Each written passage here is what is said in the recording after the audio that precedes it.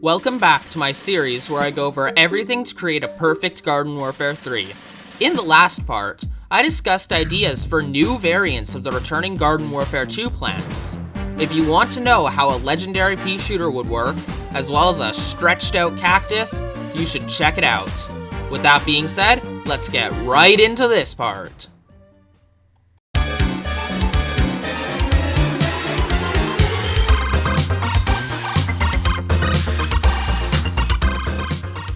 If you saw the last video, you'll know how this one will work. Using the Battle for Neighborville costumes as a baseline, I'll attempt to make new variants for each of the returning Garden Warfare 2 characters. Starting with the Soldier class, we have the Total Totalinator.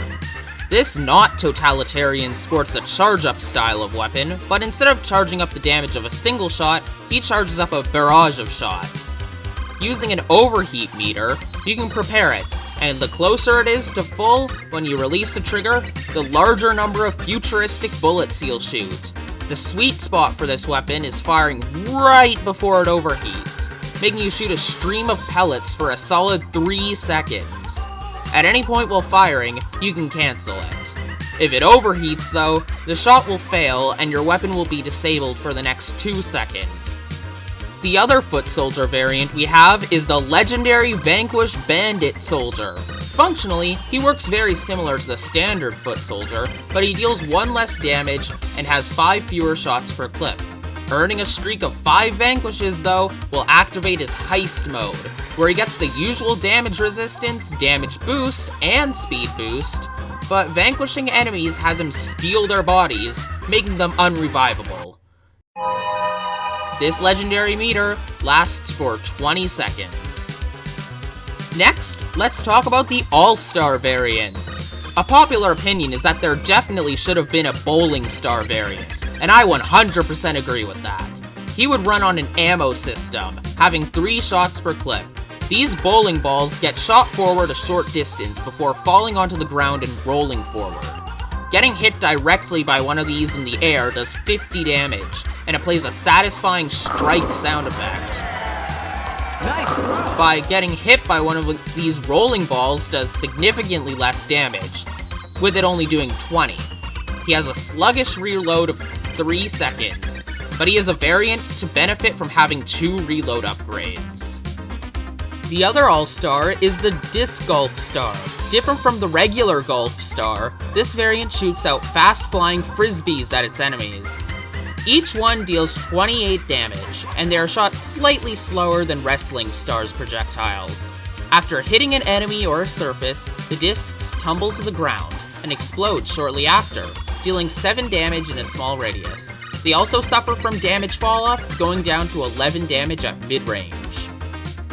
Moving on, the Scientist class gets some new variants, starting with Battle for Neighborville's Steam Blaster.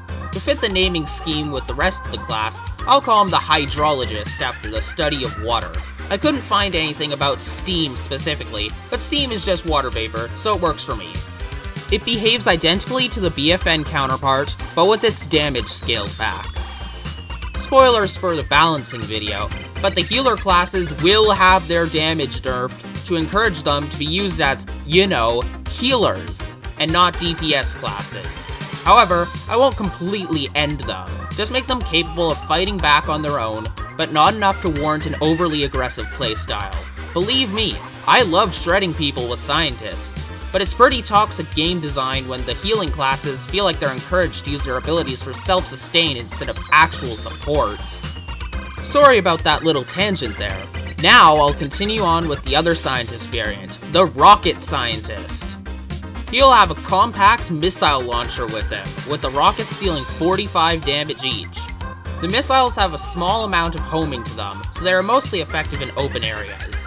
They also have 10 splash damage. But that's not all, this Scientist is actually a charge-up variant, but not in the traditional way.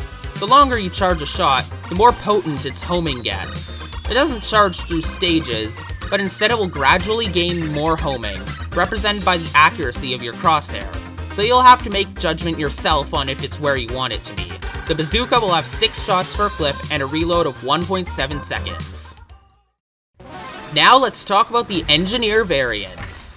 I'll be starting off with the Portal Technician from Plants vs. Zombies Heroes, a special variant for the class after making it past a certain point in the story. Stay tuned for that. He fires chunks of space and time at opponents, whatever that means. What's important is that they home in on enemies and constantly damage them when they're in contact with one, like the wizard's Orbra Cadabra. They disappear naturally after around 4 seconds, or after dealing a total of 48 damage, whichever comes first. As a special variant, he gets his own ability in the Portal Warp. This ability has him summon a portal and travel through thin air invisibly for 3 seconds, popping out of the 4th dimension once the time expires. It's a mix of the Endry Warp and Shadow Sneak, but what makes it unique is that after you leave, the portal where you started remains, allowing ally zombies to travel through it, instantaneously teleporting them to where you came out. The original portal disappears after around 7 seconds, so you have to think strategically about how you want to use them. The ability has a 32-second cooldown and takes the spot of his jackhammer. The other engineer is the environmental engineer. He cares very much about plant life, so naturally, he fights with his pollution blaster. It is a spray-type weapon, but wherever you spray, a lingering smoke cloud damages plants. Getting hit directly by the spray does 7 damage per tick, and the lingering clouds do 6 damage every half a second. Super Brainz gets his infamous Brainium Basher 9001. Here, wait, hear me out. Don't burn me at the stake yet. Okay, it's heavily modified. Firstly, it does less damage, with each charge dealing 35, 70, and 100 damage respectively. Its momentum also cannot be carried as far, so you can't glide around the map with no effort. You can save that for the heroic kick. Lastly, the uppercut attack can only be used on the ground and cannot be comboed into his double jump or heroic kick to further limit its mobility. The other Super Brainz variant is Toasty Brainz, using the ugly sweater costume from Battle for Neighborville. This Super Brainz has embraced the power of warm sweaters and hot cocoa to imbue his punches with fire damage. He has a 5-punch combo like Electro Brainz, with each one dealing the same amount of damage. The fire effect afflicted starts at 1 damage if you only land 1 punch, with the damage increasing by 1 for every time you hit that plant in the same combo, making the maximum amount 5. This can actually be increased to 6 if you have the fire upgrade as well. The downside is that the fire effect only lasts for 3 seconds at 3.75. The penultimate class of this video is the Pirate class, starting with the legendary Captain Glacier. He has a shotgun that shoots out flakes of ice in a small area, dealing 25 damage, and chilling enemies. Each shot fills 25% of the enemy's frozen meter, meaning that if you land 4 shots, you will freeze them. However, you only have 8 shots, with the melee consuming 2 for each use, so you'll have to land all 4 to get a freeze. For his sniper, he shoots icicles at hit scan speed, but they only do 22 damage. And he has a relatively harsh recoil. They have the same freezing value, so by hitting someone 4 times, you have earned yourself a free sitting duck.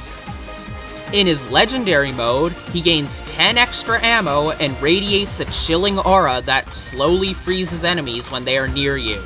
This lets you cash in on the extra damage and speed quite nicely.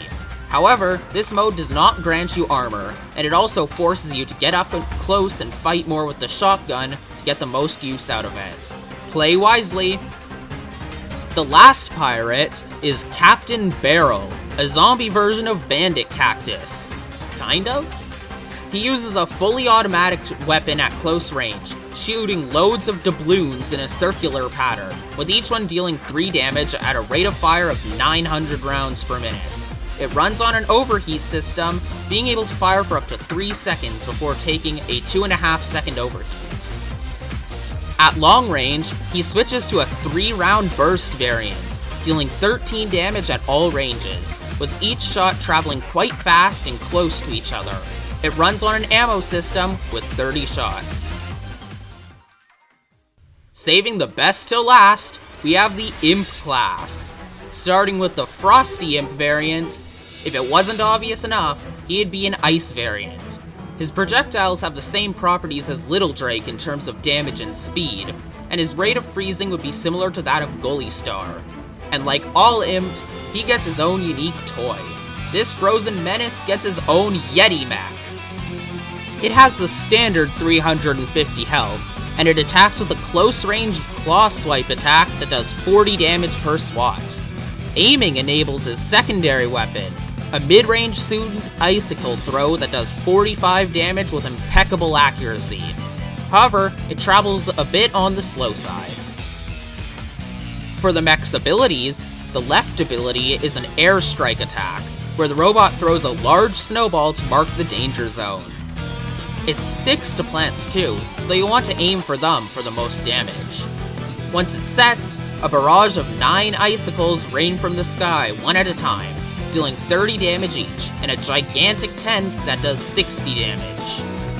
The large icicle explodes after 1.5 seconds of delay. If the initial snowball lands on the ground, each icicle will fall in a circle around it, with the huge one in the middle. If it attaches to a plant, each icicle will spawn directly above the victim's head. Because these are icicles, they do ice-based damage, and the ability has a 25-second recharge. For the other ability, the Yeti mech sprouts a pair of skis and boosts itself forward, before doing an epic jump, dealing a massive damage to any enemies you land on.